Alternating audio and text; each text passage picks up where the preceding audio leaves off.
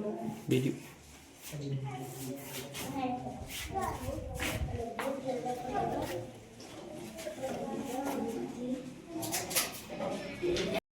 जय हिंद, जय भारत, जय संविधान। आज 14 अप्रैल 2026 के दिन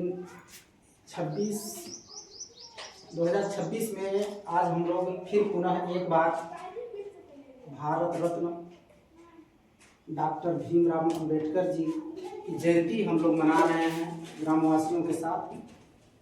आप सभी को बता दें कि इन्होंने अपने जीवन में बहुत संघर्षपूर्ण इनका जीवन रहा, जिसके बारे में शब्दों में बयां करना किसी व्यक्ति की बस की बात नहीं है, शब्द कम पड़ जाएंगे। उस तरह के जो इस समय का सामाजिक परिस्थितियां थी उस समय, उन्होंने उस परिस्थिति में अपने आप को निखार के, जैसे लोग कहते हैं कीचड़ में कमल खिलता है, उस तरह की परिस्थिति में समाज में परिवेश में रह के इन्होंने शिक्षा ग्रहण किया।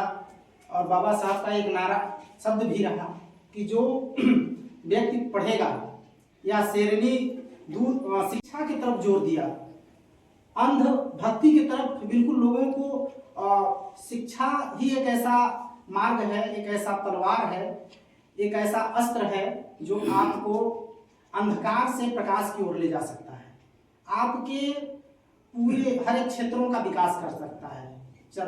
सर्वांगीण विकास की बात किया जाए यदि तो वो शिक्षा ही है।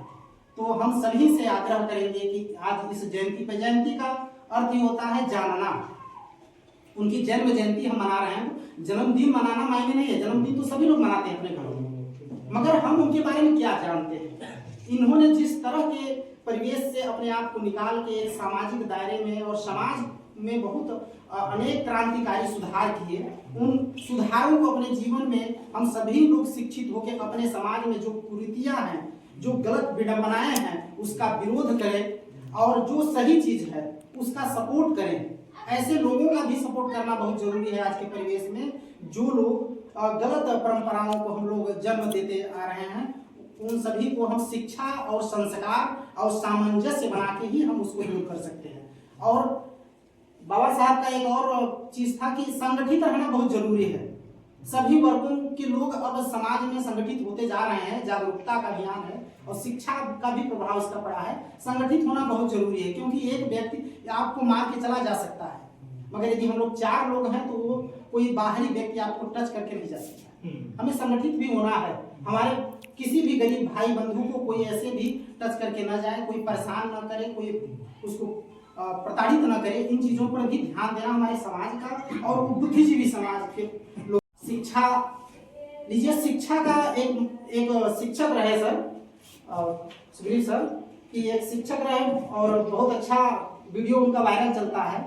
उन्होंने कहा कि शिक्षा क्या है, एक शिक्षक से पूछे, उन्होंने कहा शिक्षा वो है जो आपका विकास करे, आप पढ़ लिख लें, कुछ बन जाए, कहीं गलत। सच में कुछ बनना शिक्षा नहीं है। शिक्षा क्या है वास्तविक? शिक्षा का मतलब होता है आपके अंदर तर्क पैदा करें, आपके अंदर विवेकशील बनाए, आपके अंदर वो चीजें लाए जिससे आप सही को सही और गलत को गलत कह सके। शिक्षित होना का मतलब है सही को सही और गलत को गलत कहने में, परखने में आपके पास वो बुद्धि होनी चाहिए। ये नहीं है कि कोई भी व्यक्ति कह दिया हम उस चीज को मान लिए, हम उन चीजों को मानेंगे जो कसौटी पर खरा उतरे। इस चीज को शिक्षित होना बहुत जरूरी है और तर्कशील व्यक्ति होना, क्योंकि आप तर्क करेंगे तभी उससे कुछ नई चीज उपजेंगे। क्योंकि जो भी जितना भी विज्ञान आगे बढ़ रहा है वो तर्क क्या ही देना है, मतलब रिसर्च क्या है। पहले कोई भी वैज्ञानिक तर्क करता है कि ऐसा प्रयोग करेंगे तो ये बनेगा, ऐसा करेंगे तो ये बनेगा। तो तर्क करना बहुत जरूरी है। हम सभी से और सभी युवा साथियों से आग्रह करेंगे कि बाबा साहब की जयंती के उपलक्ष्य में सभी वर्ग के सभी लोग शिक्षित हों, अपने परिवार को, अपने बच्चों को, आसपास के लोगों को शिक्षित होने के लिए प्रेरित करें और वैसा माहौल बनाएं और लोगों को शिक्षा के लिए उनका सहयोग, उनका सम्मान और उनका प्रोत्साहन भी करें, जो जिस तरह का सहयोग कर सकता है। हम समाज का 3 रूप से सहयोग कर सकते हैं, तन, मन, धन। सबके पास धन नहीं है तो तो हम लोग दो तरह तो सबके पास है, तन और मन। मन का मतलब विचार देके हम बता सकते हैं कि आप ज्यादा नहीं पढ़ सकते हैं तो कम से कम हाई स्कूल के बाद एक ऐसी तकनीकी शिक्षा ले लीजिए जिससे आपका जीवन पार्जन हो सके, बाल बच्चों का परवरिश हो सके, उनको शिक्षा दीक्षा दे सके। जरूरी नहीं कि MA BA PhD करते जाए, इस पे भी जोर देना है। तो इसी के साथ मैं अपनी वाणी को विराम देता हूँ और बाबा साहब के इन विचारों के साथ सभी लोगों को इनके विचारों का अनुसरण करना चाहिए, न कि केवल हम लोग जय भीम यदि कर रहे हैं, जय भीम कहने से हमारे अंदर वो चीज परिवर्तन नहीं आएगा। हम बाबा साहब के विचारों को अपने अंदर लाएं और उसे अपने जीवन में उतारेंगे, क्योंकि कहने से यदि हम किसी भी देवी देवता का केवल नाम ही ले रहे हैं तो नाम लेने से भगवान हमारे अंदर वास नहीं करने लगेंगे। उनके विचार, उनके जो कर्म है, उनके जो पथ चिन्ह है, हम उनपे चले, ये बहुत जरूरी है। इसी के साथ अपने वाणी को विराम देता हूँ। जय हिंद, जय भारत, जय संविधान।